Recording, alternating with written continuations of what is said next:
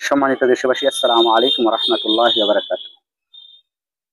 বিএনপির মহিলা এমপি এবং দলের গুরুত্বপূর্ণ নেতা পাপিয়া সুলতানা প্রবাসী ভাইদের নিয়ে যে একটা কথা উক্তি করেছেন, আপনারা সবাই শুনেছেন। অকৃতজ্ঞ জাত যারা, শুধুমাত্র তাদের মুখ থেকেই এরকম ধরনের বাণী আসতে পারে। প্রবাসীদের যে ভোটাধিকার, এই বিষয়ে যদি বাংলাদেশের মানুষের, সাধারণ মানুষের মতামত নেন, তাহলে 100 ভাগ মানুষের মধ্যে প্রায় 90 ভাগ মানুষই চাইবে প্রবাসীদের ভোট দেওয়ার সুযোগ দেওয়া হোক। ঠিক এইরকম একটা বিষয় নিয়ে একটা উচ্চশিক্ষিত এবং সাবেক এমপি, তিনি জনগণের ভোটে নির্বাচিত এমপি। এখন যদিও আহ, আমরা দেখেছি পাপিয়া এবং তার স্বামী হারুনুর রশিদ সাহেব, তিনি এমপি হয়েছিলেন। তো এটা হারুন সাহেব তো আওয়ামী লীগের করুণাত এমপি হয়েছেন অনুদান কোটায়। কারণ ভোটের মাধ্যমে যদি এমপি নির্বাচিত হয়, জনগণের সাথে যদি তাদের সম্পৃক্ততা থাকতো, তাহলে এরকম একটা অগ্রহণযোগ্য কথা তারা বলতে পারত না। প্রবাসীরা কি অবদান রেখেছে বাংলাদেশের, এটা একজন রিক্সাওয়ালাও জানে, একজন শ্রমিক মজুর, দিন মজুর যারা, তারাও জানে, এবং পাপিয়াও নিজেও জানে যে বাংলাদেশের যে সকল সরকারের আয় এবং বাংলাদেশে চলতে যে সকল আয় সরকারের প্রয়োজন হয়, তার মধ্যে গুরুত্বপূর্ণ দিক হলো প্রবাসী রেমিটেন্স। আর আমরা এই প্রবাসী ভাইদেরকে বলছি রেমিটেন্স যোদ্ধা। আপনারা বিগত যে হাসিনা বিরোধী যে আন্দোলনটা হয়েছিল ছাত্রদের, সেই আন্দোলন অনেকটা বাংলাদেশে হাসিনা প্রভাব খাটিয়ে সেই আন্দোলনটাকে দমন করার কিন্তু আপ্রাণ চেষ্টা করেছিল, এবং একসময় প্রায় সফলতার দ্বারপ্রান্তেই গিয়েছিল বিগত সরকার শেখ হাসিনা। তারপরে যখন ইন্টারনেট বন্ধ করা হয়, তখন কিন্তু এই প্রবাসী ভাইয়েরা গর্জে ওঠে এবং তারা এই বাংলাদেশে একটা ডাক দেয়, যে রেমিটেন্স বর্জনের ডাক দেয়, যেমন বাংলাদেশে কমসে কম 2 মাস আমরা রেমিটেন্স পাঠাবো না। ঠিক এই মুহূর্তে যখন সরকার দেশের আন্দোলন এবং বিদেশের আন্দোলন এবং রেমিটেন্সের যে সমস্যা, এক ব্যয় সরকার যখন ছাত্রদের দমন করতে প্রতিদিন লক্ষ লক্ষ টাকা বিভিন্ন প্রশাসন, তার আওয়ামী লীগ, যুবলীগ, এইসব বাহিনীকে দিতে হচ্ছে প্রতিনিয়ত, বেতন ছাড়াও তাদের ঝুঁকি ভাতা দেওয়া হচ্ছে যে আন্দোলন দমানোর জন্য, ঠিক সেই মুহূর্তেই তখন কিন্তু সরকারের টাকার প্রয়োজন হয়। আর এই টাকাটা কিন্তু সেই সময় প্রবাসী ভাইয়েরা একটা আন্দোলন শুরু করে যে আমরা বাংলাদেশে রেমিটেন্স পাঠাবো না, এবং পৃথিবীর এই বাংলাদেশের ইতিহাসে একেবারেই প্রায় শূন্যের কোঠায় চলে আসে রেমিটেন্স, যার কারণে কিন্তু সরকার একটা বিভ্রান্তের মধ্যে পড়ে যায় এবং ইন্টারনেট যে বন্ধ করে দেওয়া হয় সংযোগ, সেই আন্দোলনেও সবচেয়ে বেশি যে অবদান রেখেছে সেটা হলো বিদেশি এই রেমিটেন্স ভাইয়েরা, রেমিটেন্স যোদ্ধারা। তাহলে এই পাপিয়ার অবদানটা কি? বিগত এই 5 তারিখের আন্দোলনে পাপিয়া তো একটা এমপি ছিলেন, তার স্বামীও একটা এমপি ছিলেন। আমাকে দেখাতে হবে যে এই তার এলাকায় পাপিয়া অথবা তার স্বামী এই 5 তারিখের আগে, হাসিনা পলায়ন করার আগ পর্যন্ত, এই হাসিনা, পাপিয়া এবং হারুন সাহেব এমপি, তিনি রাস্তায় নেমেছেন এই ছাত্রদের সমর্থনে বা শেখ হাসিনার বিরুদ্ধে মিছিল করেছেন, এবং সেখানে এই পাপিয়া এবং তার স্বামী হারুনুর রশিদ নেতৃত্ব দিয়েছেন, তার পিছনে 50 জন লোক আছে। এই দৃশ্য যদি আপনাকে দেখাতে পারেন, আমি আপনাদের বললাম যে আমি ভিডিও করা ছেড়ে দেব, আমি আর এই বিষয়ে কথা বলবো না আপনাদের সামনে। আপনারা একটা চিহ্নও দেখাতে পারবেন না, এমনকি একটা বিবৃতিও দেখাতে পারবেন না। তাহলে এই যে রেমিটেন্স ভাইয়েরা, যোদ্ধারা, যে এই 5ই আগস্টে, আমি বলছি যে ছাত্র আন্দোলন, ছাত্র এবং জনতার যে আন্দোলন, সেই আন্দোলন কিন্তু একসময় স্থির হয়ে গেছিল।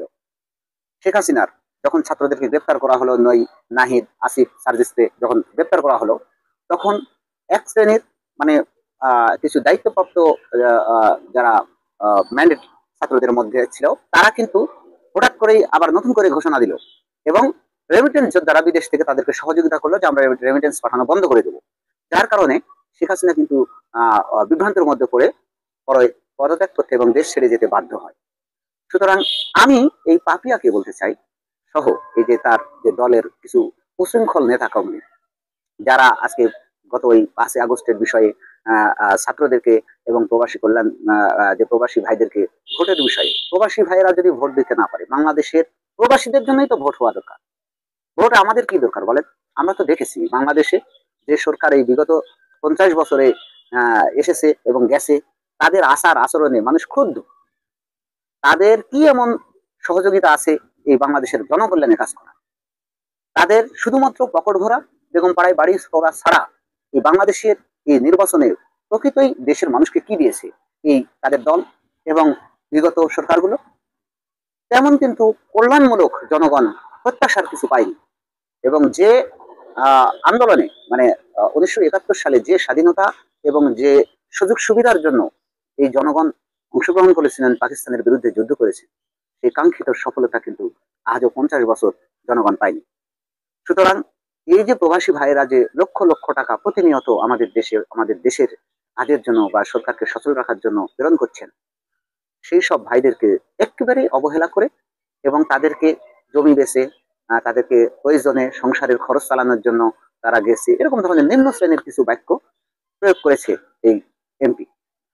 তো আমি বলতে চাই, যদি বিদেশি প্রবাসীরা যদি ভোটের ব্যবস্থা আপনারা যদি না করতে পারে, তাহলে বাংলাদেশে যারা সরকারি চাকরি করে তাদের কি ভোটের দরকার আছে?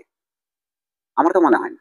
সুতরাং বিদেশিদেরকে যদি এবার ভোটের দানের সুযোগ না দেওয়া হয়, তাহলে বাংলাদেশের যেসব ভিতরে আছে যারা সরকারি চাকরি করেন তাদেরও ভোট দেওয়ার দরকার নাই, কারণ তারাও তো তাদের জমি বেছে ঘুষ দিয়ে চাকরি নিয়েছে, তারা প্রয়োজন মেটাচ্ছে সংসারে।